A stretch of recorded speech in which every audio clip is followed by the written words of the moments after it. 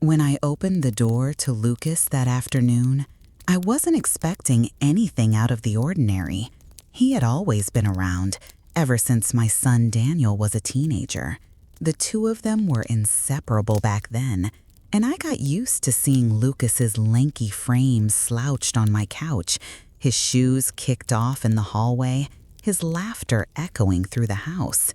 He was family, almost. Certainly not someone I ever looked at twice. So when I saw him on the porch, keys in hand, with a faint smudge of grease on his cheek, I smiled the way you smile at a boy you've watched grow up. "Lucas," I said warmly, "you didn't have to come by." "Your son texted me about the car," he explained, holding the keys up like proof. "I figured I'd take a look. Better than leaving it to sit for weeks, right?" There was nothing unusual in his words, yet something about his stance struck me. The way he leaned against the doorframe, the easy confidence in his smile. He wasn't the lanky teenager I remembered. His shoulders were broader now, his jawline sharper, his eyes more assured. I pushed the thought away and stepped aside, letting him in. "The garage is out back. You know the way," I said, gesturing. He nodded, flashing me that grin, and disappeared down the hallway. I busied myself in the kitchen, telling myself not to think too much about him. It was ridiculous, really. He was just doing me a favor. But every now and then, I caught myself glancing out the window toward the driveway. I told myself it was only curiosity, making sure he wasn't breaking something. But as I watched him bending over the car, his shirt clinging to the muscles across his back, I realized I had never really seen him before. I shook the thought away, a little embarrassed by myself. 55 years old and catching myself staring at my son's friend like some giddy schoolgirl. Absolutely not. I opened the fridge, pretending to be busy. When he came back inside, wiping his hands on a rag, I forced my attention back to normal conversation. "Well, did you manage to fix it?" "It'll run," he said easily, but his eyes lingered on me in a way that unsettled me. Not inappropriate, not overt, but there was a weight in his gaze that made me feel as though he was looking past my words, past the motherly role I'd always inhabited, and seeing me. "You look tired," he added suddenly. I raised an eyebrow. "Thank you, Lucas. That's flattering." He chuckled, shaking his head. "No, not tired like that. Just like you carry more than you should." I didn't know how to answer him. For a moment, silence stretched between us, not uncomfortable, but heavy with something I couldn't name. And in that instant, I realized this visit might not be as simple as fixing a car. He stayed longer than he needed to. After the tools were back in their box, Lucas lingered in the kitchen doorway, spinning the car keys over one finger, unhurried. I poured water into a glass to keep my hands occupied. "Test drive?" he asked, just to be sure I didn't make things worse. "I trust you," I said. It came out more intimate than I intended. Heat rose in my face. He seemed to notice and lingered. He smiled, and the moment stretched. "Even so," he murmured, "let me prove it." Out in the garage, the air smelled of dust, rubber, and a trace of jasmine from the fence. He opened the passenger door with a small flourish that made me laugh. "Seatbelt," he said, leaning in to tug the strap. His wrist brushed my collarbone. That tiny point of contact sparked like static, nothing and everything.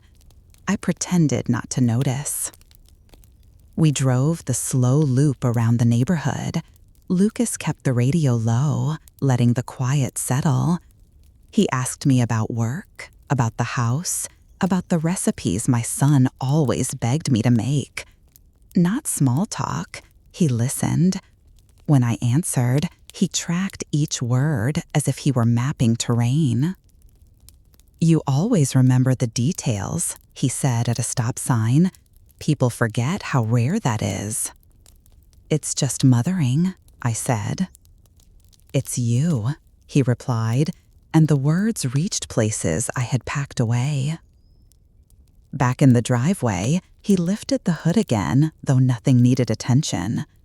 I stood beside him and brushed a smudge of grease from his knuckle.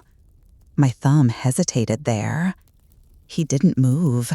He only looked at me, steady and unguarded, as if the choice rested entirely with me. "I shouldn't," I whispered, unsure whether I meant the gesture or the thought that followed it. "I know," he said, voice low. "Tell me no, and I'll leave the car, the keys, and whatever this is."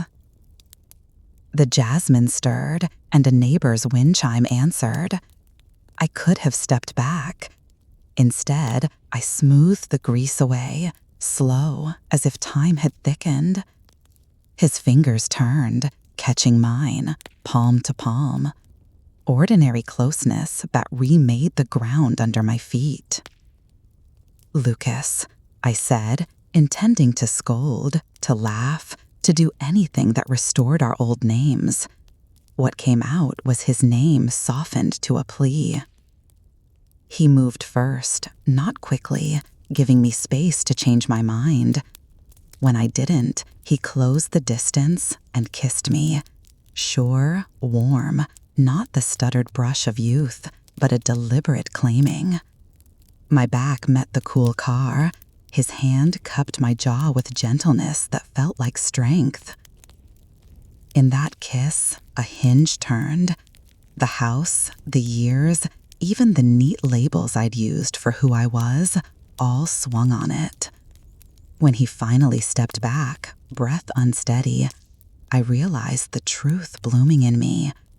I had never considered him. He had considered me, and now I could not unknow it. I spent the rest of that evening pacing through my own house like a guest who'd overstayed. Every room felt smaller, charged, as if Lucas's presence had seeped into the walls. The taste of him lingered on my lips, a reminder that nothing was as it had been just hours before. I tried to reason with myself. He was my son's friend. He was years younger. He was supposed to be someone I baked cookies for when the boys came home late from football practice. Someone I scolded for leaving muddy shoes in the hall. That was the role I knew. That was the role he had played for half his life. But now, when I closed my eyes, I didn't see that boy anymore. I saw the man who kissed me against the car, who looked at me as if I was more than a mother, more than a woman waiting out her years. The next morning, I half expected him to show up again, leaning on the porch rail with that casual smile. He didn't. Relief and disappointment twisted together in my chest. Maybe it was for the best. Maybe the kiss had been a mistake, a reckless impulse he would regret. 2 days later, he appeared at my door again, carrying a small bag of tools like a shield. "Thought I'd check the brakes," he said. I crossed my arms. "The brakes are fine. Humor me." His grin was easy, but his eyes were steady, deliberate. I let him in, telling myself I should stop this, draw the line before it blurred completely. Yet when he brushed past me, the heat of his body stirred something I couldn't quiet. This time, I didn't watch him from the window. I made tea, tried to ignore the sound of clinking metal. When he came back in, hair damp with sweat, he pulled a rag from his pocket and wiped his hands. "They're fine," he said, as if we both hadn't known already. "Then," I began.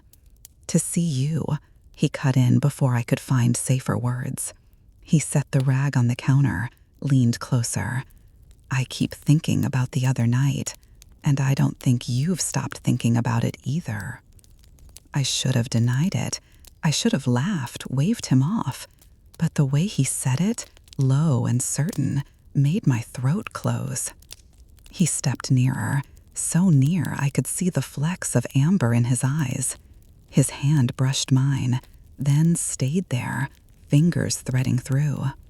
My body betrayed me, leaning in when my mind screamed caution.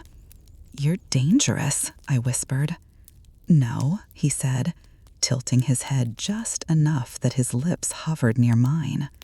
And then he kissed me again, softer this time, slower, drawing me into the truth I had fought so hard to ignore, that he wanted me, not out of impulse, not out of boyish curiosity, but with the resolve of a man who had chosen. And for the first time, I kissed him back without hesitation. The morning after that second kiss, I couldn't look at myself in the mirror without feeling split in two. On one side, the mother who had always known her place, steady, dependable, careful. On the other, a woman who had let her son's friend press her against a kitchen counter and kiss her until she forgot every reason to stop. I tried to busy myself with chores, scrubbing the counters as if I could wipe away the memory, but the harder I tried, the clearer it became. The warmth of his hand on mine, the low timbre of his voice when he said he had come just to see me, the way he didn't flinch, didn't laugh nervously, didn't act as though it was a mistake. He meant it. That unsettled me more than anything. When the phone rang, I nearly dropped the sponge. It was my son calling from across the world. His voice was cheerful, carefree, asking about the car, about the house, about whether Lucas had stopped by like he'd promised. I swallowed hard and said, yes, Lucas had been helpful, dependable as always. My words felt heavy with omission. After the call, I sat in the living room with the curtains half drawn, staring at the muted light on the carpet. That's when the knock came. Gentle, almost cautious. I didn't need to guess who it was. "Lucas," I said when I opened the door, my voice more breathless than it should have been. He stood there without pretense. No tools, no excuse of car repairs this time, just him. His shirt clung to his shoulders in the late heat, and there was a quiet determination in his eyes. "You're angry with me," he said. "I'm confused," I admitted, my fingers twisted in the fabric of my skirt.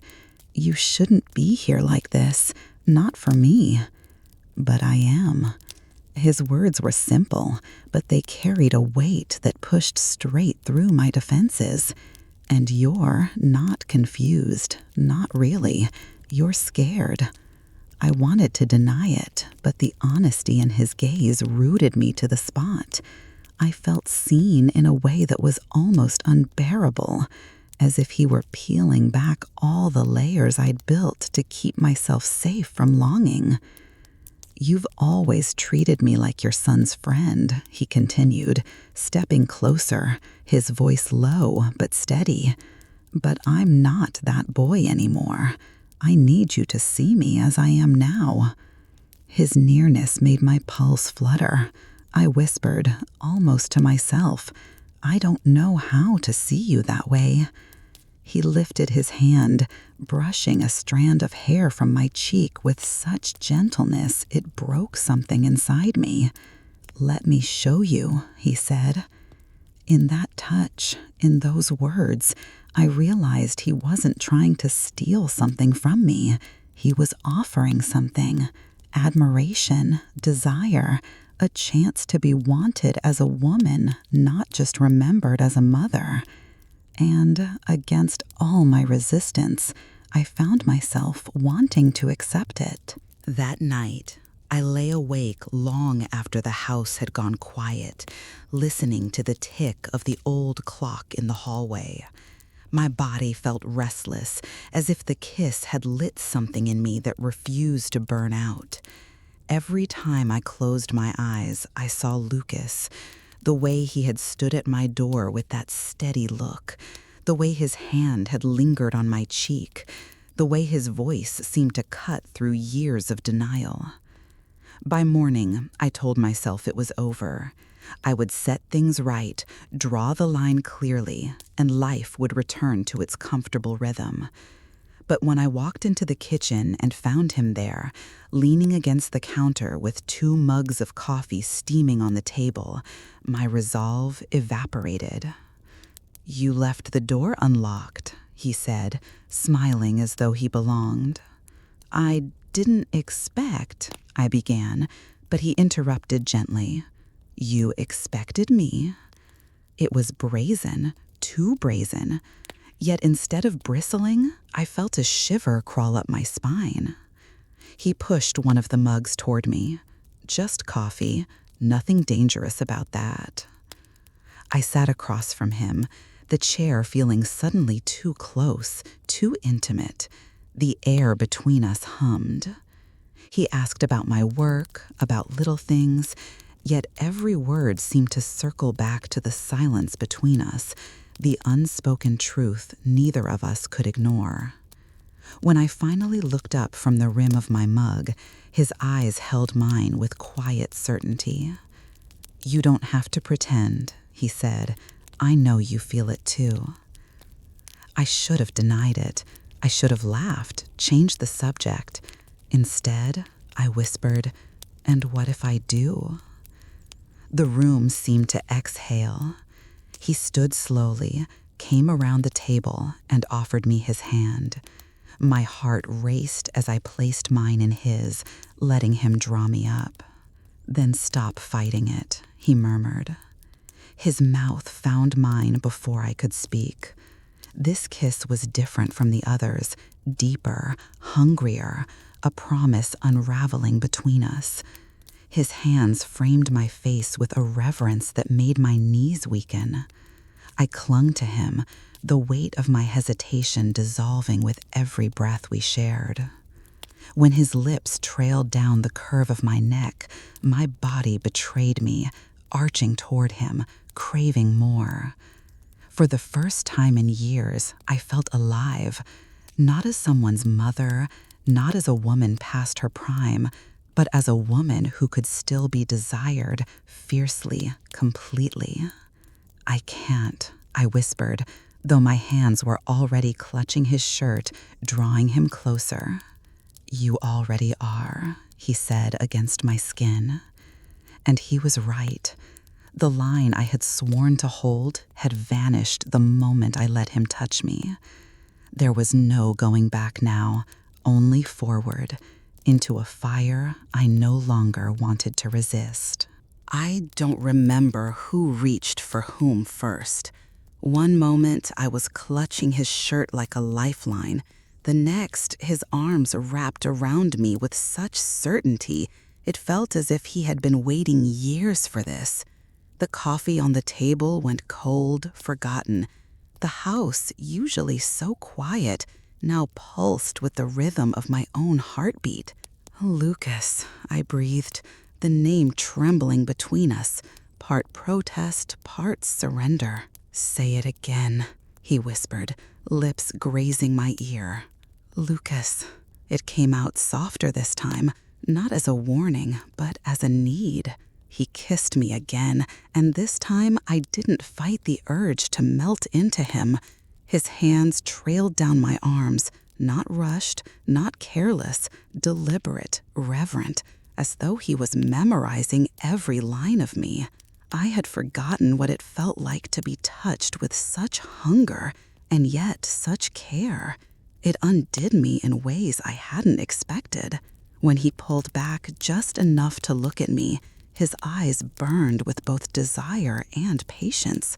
"I don't want to steal moments from you," he said. "I want a night where you don't hide from yourself, from me." The words struck deeper than his touch. A night, not a kiss stolen in the kitchen, not an accident we could pretend never happened. A choice. And against every voice in my head telling me this was wrong, I found myself nodding. He smiled then, not triumphant, but tender, as if my answer had been the only one he hoped for. Taking my hand, he led me upstairs, the same stairs he had run up 100 times as a boy. The echo of his footsteps behind me was different now, heavier, steadier. In my room, I hesitated at the threshold, the years pressing on me all at once, but he turned me gently, his thumb brushing the corner of my mouth. "Don't look back," he said softly. The first time he laid me down on the bed, I felt the years peel away. He kissed me slowly, deeply, as though proving with every breath that I was not invisible, not forgotten. His hands explored me with reverence, not rushing, not grasping, as though the discovery itself was the point. "Beautiful," he whispered against my skin. The words startled me, raw and unexpected. It had been so long since anyone had spoken it to me without hesitation, without irony. My chest tightened, not with shame, but with something dangerously close to joy. The night unfolded with a rhythm both tender and urgent. Every time I thought of pulling back, his touch reminded me of how alive I felt, how much of myself I had buried under years of caution. He didn't treat me like a secret. He treated me like a woman he had chosen, fully, deliberately.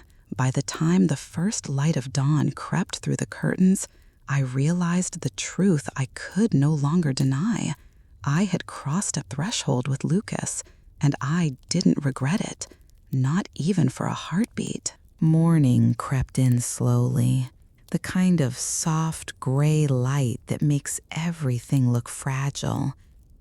I woke before him, my cheek resting against his chest, listening to the steady rhythm of his heart.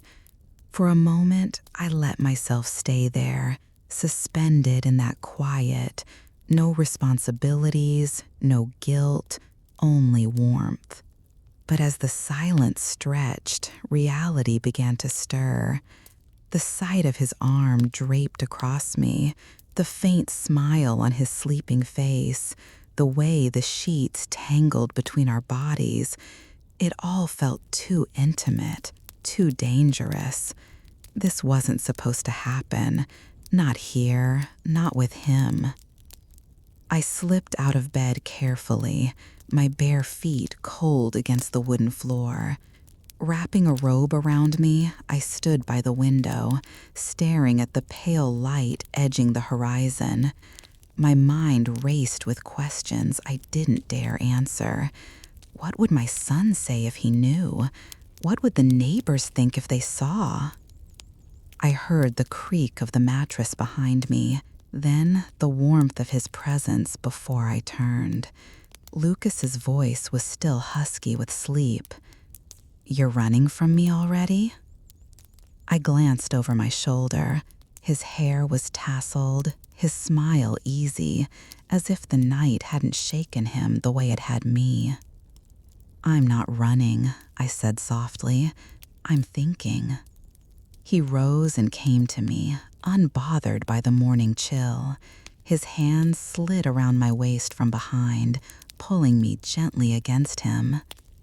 "Then think with me here," he murmured, lips brushing my shoulder. I closed my eyes, leaning into him despite myself. "Lucas, it can't continue. You know that." He turned me toward him, cupping my face with both hands, eyes steady and unyielding. "Why not? Because of your son? Because of the years between us? None of that changes how I feel." "It changes everything," I whispered, my throat tight. "No," he said, voice firmer now. "What happened last night wasn't an accident. It wasn't just desire. I've wanted you for longer than I ever should have admitted, and now you know."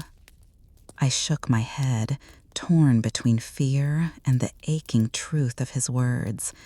"You're young, Lucas. This will fade. You'll find someone closer to your world, your age." His lips curved, but his eyes never wavered. "You're in my world, and I don't want anyone else." The conviction in his tone disarmed me. He wasn't joking, wasn't chasing a thrill.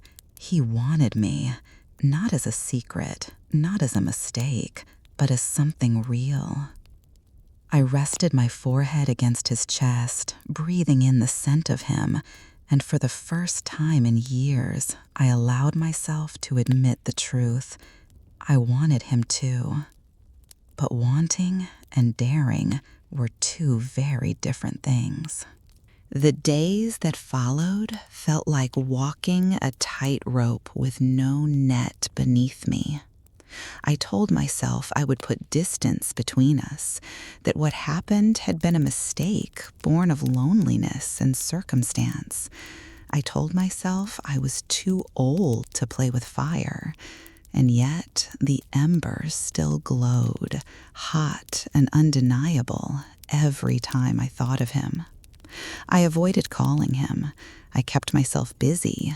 Long walks, endless chores, books I only half read. Anything to quiet the memory of his touch, his voice whispering my name in the dark. But desire has a way of slipping through cracks, and Lucas was not a man willing to vanish quietly. On the third evening, just as the sky blushed with dusk, I heard the knock on my door. A gentle rhythm, familiar. My heart leapt and sank at once.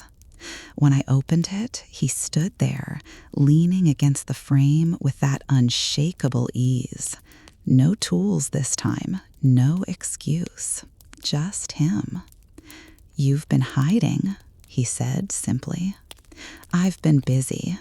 My voice betrayed me, too brittle to be convincing.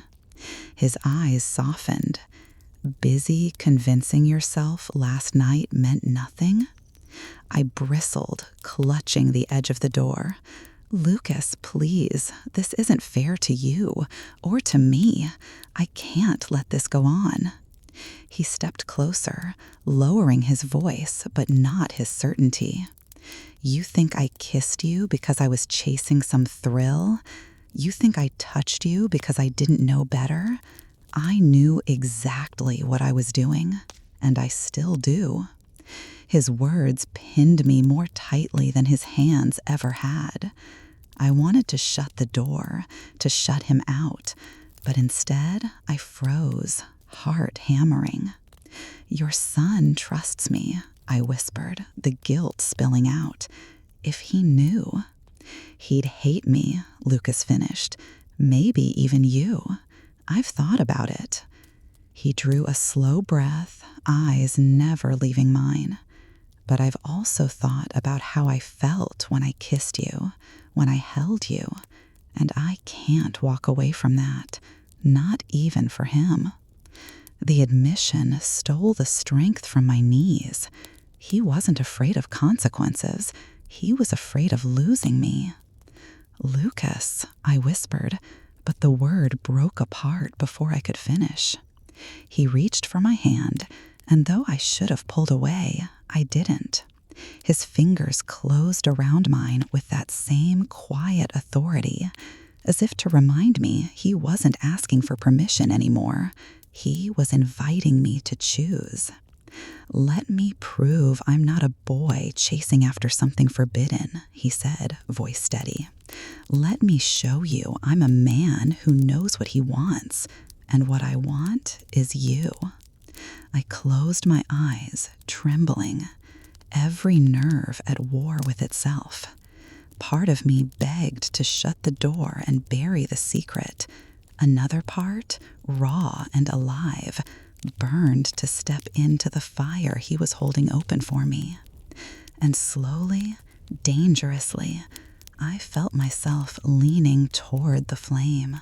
I don't know what gave way first, my will or my fear.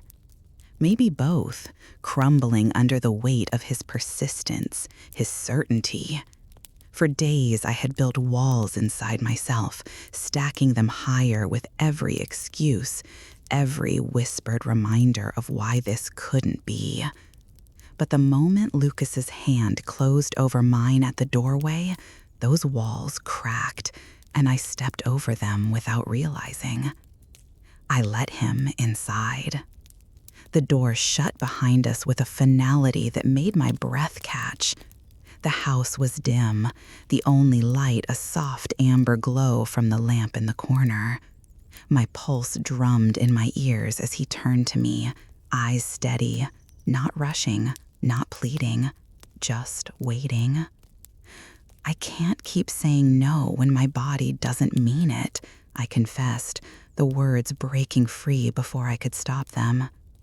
He exhaled slowly, as if he'd been holding that breath for days. "Then don't," he whispered. And just like that, the last barrier between us fell.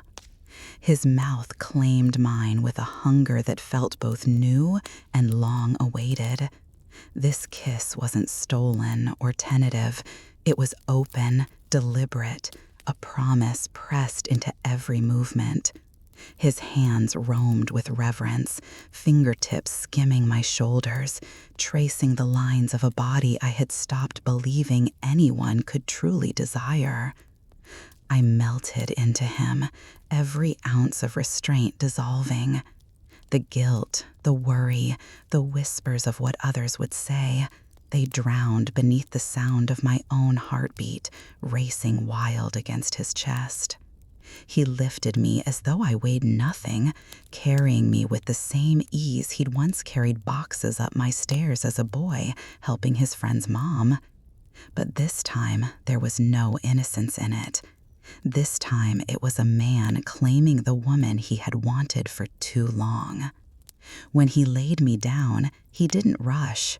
His eyes held mine as though asking for something deeper than permission, something closer to trust.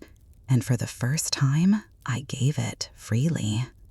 Every touch, every kiss, every whispered word dismantled the years I'd wrapped around myself like armor. He didn't see me as old or as forbidden.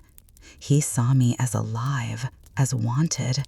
And in his arms, I began to see myself that way too.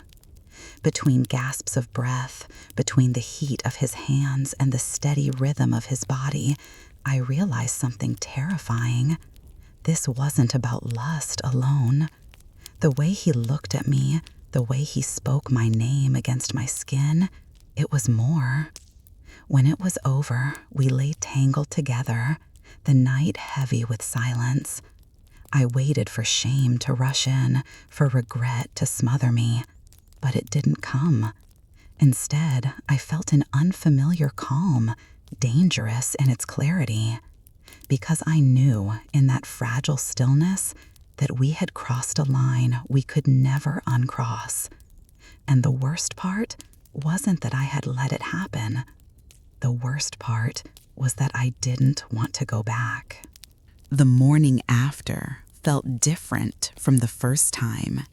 There was no hurried scramble to find my robe, no desperate attempt to cover what had already been uncovered.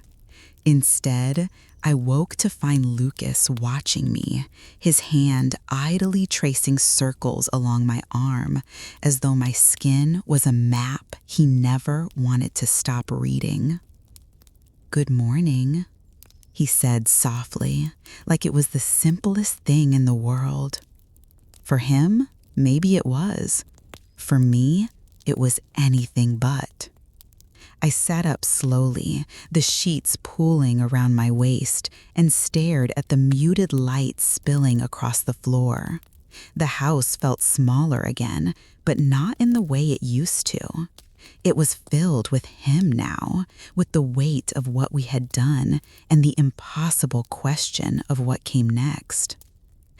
"We can't keep doing this," I whispered, though my body still hummed from the memory of him. He propped himself up on one elbow, expression calm, unwavering. "We already are." The certainty in his tone both steadied and unsettled me. He wasn't treating this like a secret fling or an accident. He was treating it like the beginning of something real. I pulled the sheet tighter around me. If my son, ever found out.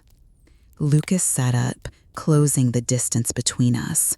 His hand cupped my face, thumb brushing gently across my cheekbone. Then we'll deal with it, but don't make decisions based on fear, not when you feel what I feel. His words lodged deep inside me, stirring emotions I hadn't allowed in years. He was right. I did feel it. The desire, yes, but also the tenderness, the way he looked at me as though I were worth choosing. Still, the guilt gnawed at me, whispering in the spaces between our breaths. After he left that morning, I moved through the house in a daze. Every corner seemed to carry a memory now. His laugh in the kitchen, his hands against mine in the garage, his kiss pressed to my throat in the dim light of my room. My home was no longer just mine. It had become a place where something forbidden had taken root. And yet, when the phone rang and my son's cheerful voice poured through the receiver, I found myself lying with ease.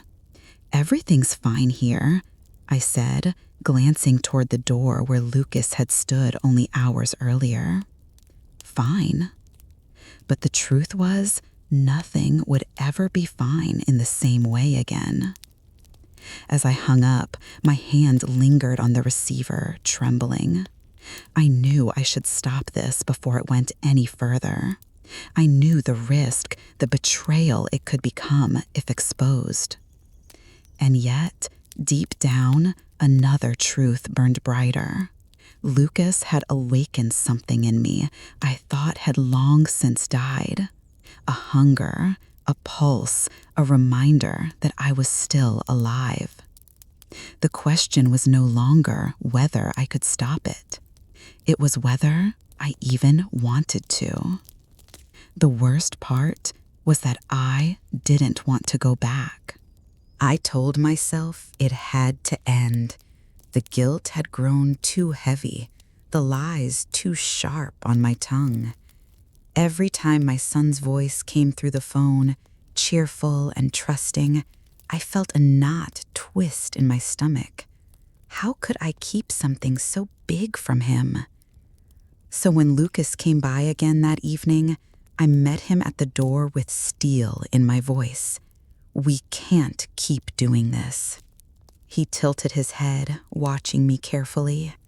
"You've said that before." "This time I mean it," I pressed, though my chest ached with the words. "It isn't fair. Not to my son, not to you, not to me." He stepped forward, closing the space between us until my back met the wall. But his hands didn't touch me. They braced against the wall on either side of me, caging me in without force. His voice was low, steady, not pleading, but resolute. "Do you think this is just some fling for me?